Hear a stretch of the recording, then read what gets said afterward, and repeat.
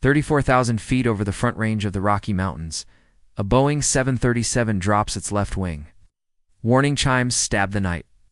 Captain David Morrison slumps over the throttles, eyes rolled back, headset askew. First Officer Mei Chen shouts his name, then realizes she is alone at the controls. The autopilot refuses her inputs and holds. Curious roll command that deepens by 2 degrees every 6 seconds. Down the aisle, 200 eyes look toward the front bulkhead. A flight attendant reaches for the interphone. She does not know what words to use.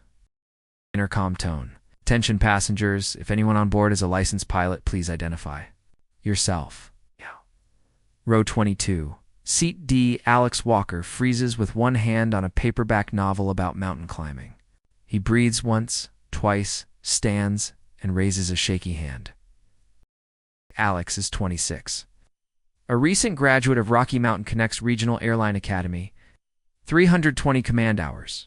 50 hours right seat crew resource management in a certified Level D simulator. In his wallet lies a commercial single multi-license and a still warm airline transport written exam pass. He was going home for a cousin's wedding, hoping to forget check rides for 48 hours. Instead, a flight attendant is leading him down the aisle while passengers whisper. First Officer Chen checks Alex's paperwork. Denver Center verifies the certificate number. The jump seat belt clicks. For a heartbeat, cockpit noise reduces to 2 breaths, and the rhythmic ping of a bank angle alert.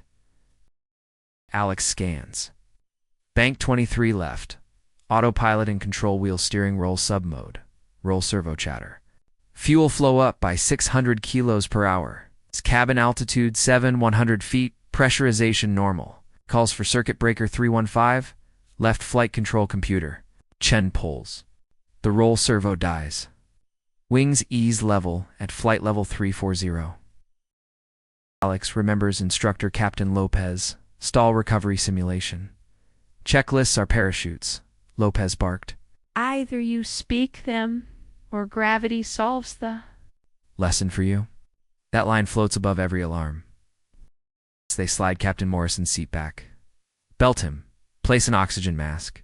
Ensure his feet clear rudder pedals. Vitals pulse weak. Breath shallow. A retired nurse in row 12 preps a first aid. Kit stands by the forward galley. Flight attendant Sarah Martinez briefs passengers. A child asks if the plane is broken. A businessman tries to live stream but drops his phone. An elderly woman clasps rosary beads. Calm, brittle. Contagious. Denver Center Supervisor Karen Briggs clears Sector E11. 2 Southwest jets reroute. A medical King Air jumps frequency. Briggs opens runway 35 left exclusively for Flight 817. Calls operations to alert crash fire rescue.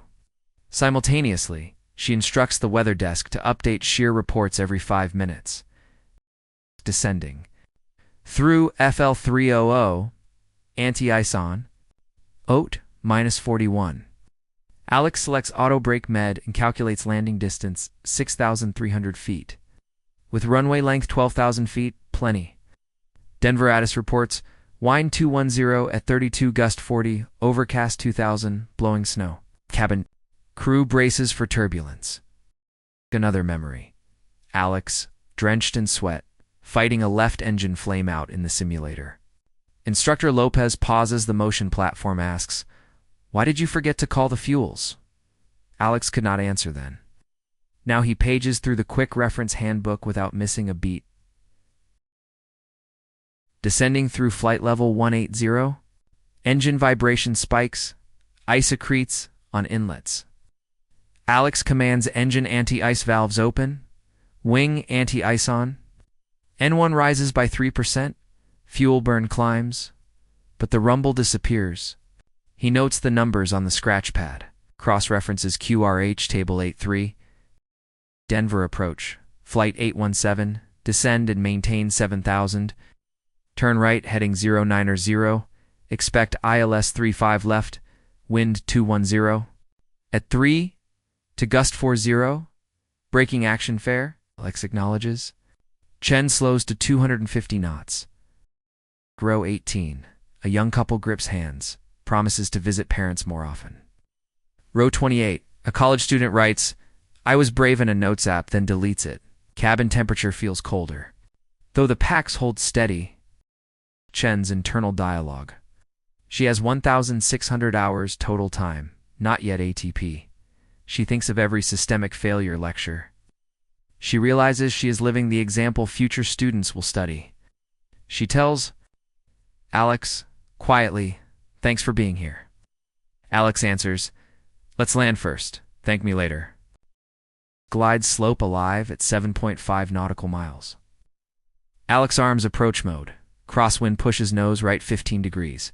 At 1,000 feet above field, he calls stable. At 500, he calls slightly low. Chen adds power. At 50 feet, flare. To crabs. Right rudder, slight left bank. Main gear kisses wet asphalt at 300 FPM. Reversers deploy. Spoilers rise.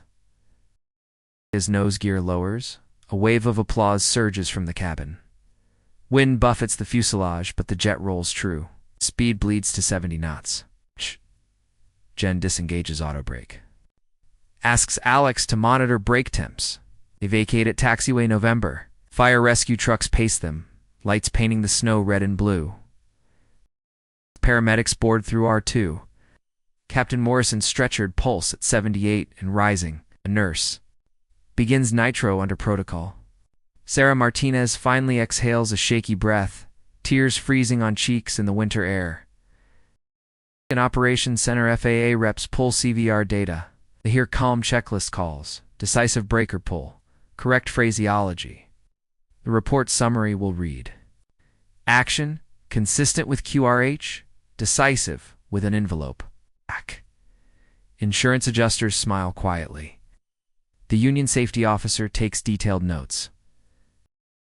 Denver Post headline: Regional trainee steers jet to safe, landing after captain collapse. 24-hour. Networks loop stock footage. Comment sections feud over whether simulator hours count. Airline pilots flood feeds with support. Alex's phone fills with interview requests he ignores. Captain Morrison, in hospital monitors, regaining consciousness. He whispers, "Tell the kid thank you." He reflects on every medical checklist he skimmed. Resolve forms. Teach crew resource management. Refresher with new intensity. First Officer Chen files a regularity report. Lists exactly 18 checklist items, 3 spoken callouts, 2 missed heartbeats. She pins Alex's license copy to the page as evidence. She writes a personal note. "Jump seat is yours any day." 4 weeks later, Alex passes his line check. A right seat on a CRJ 700. On his first flight to Billings, the captain asks why he looks familiar. Alex shrugs. Met an interesting instructor recently. Heroism sits in economy class wearing noise-canceling headphones. Titles matter less than skills rehearsed when nobody is watching. Keep your checklist sharp, your judgment sharper. And remember that C-22D is only meters from the cockpit door. Quiet heroes fly with us every day. Subscribe for the next untold story. Share a moment when training saved the day. And keep your own skills current. One day the intercom may call your name.